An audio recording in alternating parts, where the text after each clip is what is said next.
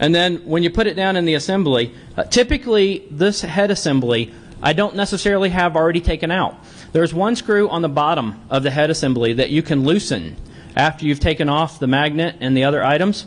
And when you loosen it, you'll be able to kind of teeter the head out of the way a little bit. But you already want to have your paper and stuff in place so that it's not physically going to scratch anything or the two heads aren't going to hit each other. If the two heads hit, in most cases, they might be okay as long as it was like a very small hit and just the paper was in between or something in that neighborhood. But if you like slide them right off of the platter, they're probably going to hit each other and destroy each other, and you just don't want to take any more chances than you have to. So if it's still in place, you can actually put this in there, screw all your screws back in, pull this off, and unlock it.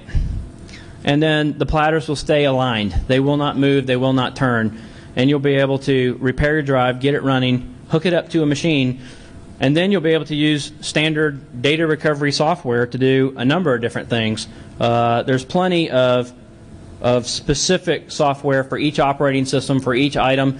I highly suggest trying to image a drive or do something with it before you actually try to do the logical recovery. Sometimes you only get one chance and one shot at getting that drive back and getting the data off of it.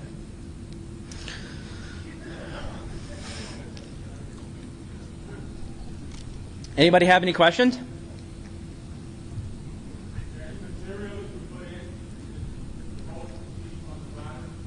One more time.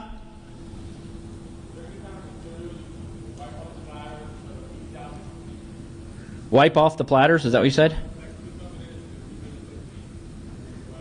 Could somebody repeat that for me? You come. One more time. He's asking if you can buff out defects like you do with a standard CD-ROM. No, I have never seen that successfully. He asked if you could buff out defects from a disk if there's a scratch or something on it. I have never successfully seen a buffed out scratch in a disk actually work. What happens in that case, if you actually have something that's imperative that you get it back, you're going to have to deal with what the head's going to hit and the fact that you're probably going to destroy one or two heads in the process of repairing it. So if you can start imaging. You can image from the beginning of the disk to the error and then try to image from the end of the disk to the error. And that may take you 2 sets to get it right. But I have been able to piece 2 pieces of a drive together that way and actually do a recovery while it was actually hitting and scratching the platter. But it is very touchy and it's going to take a little bit of time and 2 drives. Green? I get this a lot too, and this ends up being one of those conversations I have with data recovery companies is about dust, about what about a clean room and what you're going to do. Well, the very first thing is that for a very short term, actually trying to do a data recovery, if you can do it in the cleanest place possible, you'll be able to get your data back. I mean, we're talking about a situation where you're not going to spend the $2,000 or something to actually do a data recovery, so you're going to take the best possible effort you can. But when the drive starts to spin up, the air bearing that it creates actually pushes any content that's on the platters off of the platters as long as it's not stuck there. So, I mean, literally, if you had a piece of dust, it would actually blow off of the drive once it started to spin up. And they actually knew this. Manufacturers actually knew that even while the drive was enclosed and it was running, that it would create its own particles as little pieces and fragments might come off of it in bad blocks or something. And they have little trays in the edge of your disk that you'll see there where little pieces of fragments will actually blow off and get caught in these little tray areas on the disk to keep them from floating around inside the platters and inside the disk. So you're not trying to repair a disk to keep it running. The drive is not going to be nearly as important as the data that's on it. So the whole point is just to get the data off. And I think you can cleanly do that in a nice, clean environment without having to have a clean room. Obviously, if it's mission critical, it's best to do it in a clean room. I have a clean room, and I use that all the time. So from that standpoint, but I have done other drives that were not as important on the fly or at a remote location. Yes, sir? Red? What brands of drives do you use for your data? What brands of drives? I think he really wants to know what the best brand of drive is. I would have to say that they're all going to die. They all are not great. They all are bad. I will tell you that the content, I've had more problems, and I get more drives in that are Western Digital drives than anything that are desktop drives. And then laptop drives, I get more IBM drives in than anything else, IBM Hitachi. But the question again is, what's the market? I mean, if like every laptop has a OEM'd a IBM drive, well, then those are probably going to be the largest quantity I'm going to get.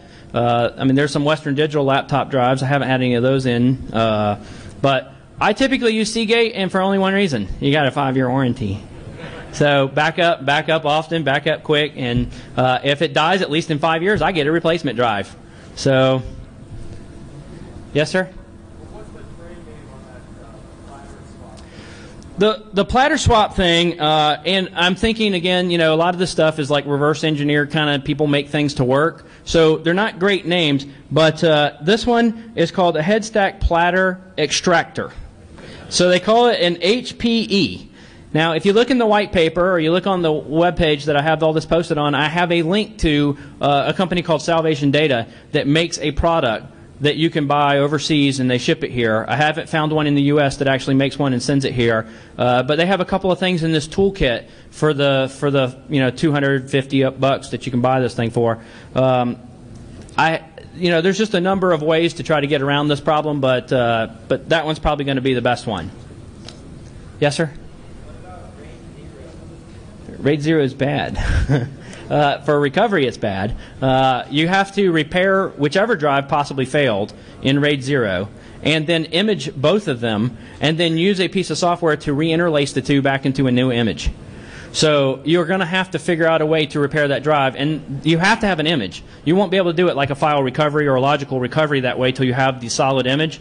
So my suggestion would be to use DD Rescue or something and make an image of both drives before you actually find a tool that says, now I'm going to take 2 dumps and actually put them back together and weave them back together. But you also have to know what the interleave was. You have to know if it's done in 64Ks or what the block size was.